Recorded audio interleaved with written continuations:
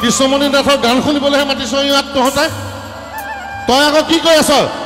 Hi friends, अभी कृष्णमणि नाथ असम में काफ़ी वायरल है।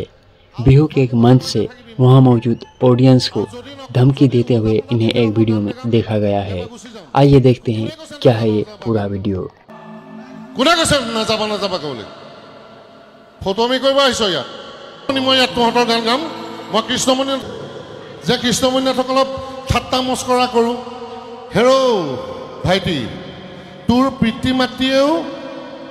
তোক ক'ব যে কৃষ্ণমণি নাথ কোন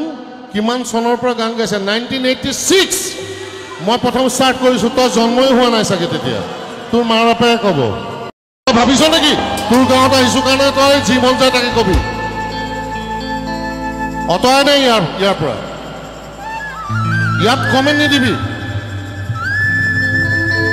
অসভ্য কৃষ্ণমণি নাথৰ যোৱা 35-40 বছৰৰ এটা অভিজ্ঞতা আছে কৃষ্ণমণি নাথৰ গান শুনিবলৈহে মাতিছ ইয়াত তহঁতে তই আকৌ কি কৈ আছ লাইট জ্বলাই দিয়ক আৰু দুটামান ল'ৰা এইখিনিতে আছে আলটু ফাল্টু কথা কৈ নাথাকিবি মোৰ লগত আৰু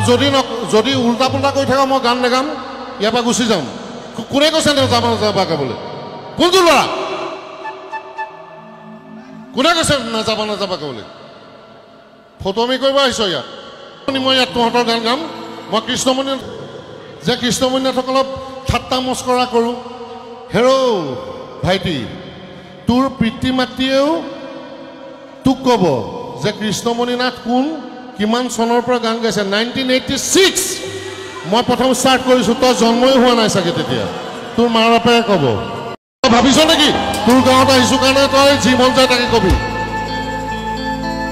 অতৰাই নাই ইয়াৰ পৰা यात कमेंट नहीं दिबी अखभ्य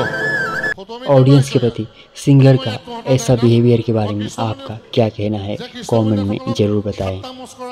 असम की वायरल खबर शॉर्ट में देखने के लिए हमारे चैनल को आप जरूर सब्सक्राइब करें। Friends, thank you for watching.